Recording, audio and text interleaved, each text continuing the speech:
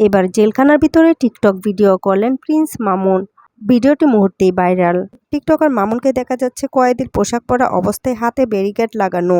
অনেকের মতে টিকটকাররা নাকি সাধারণ মানুষের চাইতে একটু ব্যতিক্রম হয়ে থাকে, এজন্য অনেকে টিকটকারদেরকে অ্যাবনর্মালও বলে থাকেন। একজন টিকটকার যেসব অঙ্গভঙ্গিতে ভিডিও করেন সাধারণ মানুষ তা করতে পারবে না, এজন্য আলোচনা থেকে সমালোচনাটা এদেরকে নিয়ে বেশি থাকে। জেলখানায় মামুনকে দেখা যাচ্ছে কয়েদি পোশাক পরা, হাতে ডান্ডা বেড়ি লাগানো অবস্থায় লিপসিং দিয়ে ভিডিও বানাচ্ছে। এর আগের বারে মামুনকে যখন আদালতে নেওয়া হয়েছিল তখন কিন্তু মামুন হেসে হেসে আদালতে যাচ্ছিল। কোর্ট আদালত হাস্যকর মনে হয় তার কাছে, যেন এসব কিছু তার কাছে ছেলে খেলা। তার আচরণে সে বুঝিয়ে দেয় এসব কিছু তার কাছে কোনো ব্যাপারই না। সে সময় তার কাছে জরিমানা আদায় করে তাকে জামিনে ছেড়ে দেওয়া হয়। এবার মামুন ভেবেছিল লায়লার করা মামলা তাকে কিছুই করতে পারবে না, সে পার পেয়ে যাবে। লায়লা প্রিন্স মামুনের বিরুদ্ধে ধর্ষণ অভিযোগ এনেছেন। প্রিন্স মামুনের চাইতে দ্বিগুণ বয়সী ছিলেন লায়লা।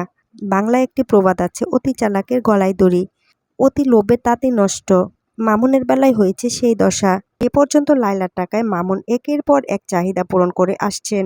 লাস্ট মুহূর্তে লায়লার কাছ থেকে মামুন 10 তলা বাড়ি দাবি করেছেন।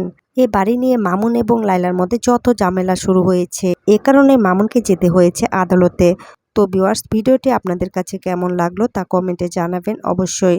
আর টিকটকার মামুনের এমন করুণ অবস্থা দেখে আপনাদের মন্তব্য জানাতে পারেন কমেন্টের মাধ্যমে কমেন্ট বক্সে।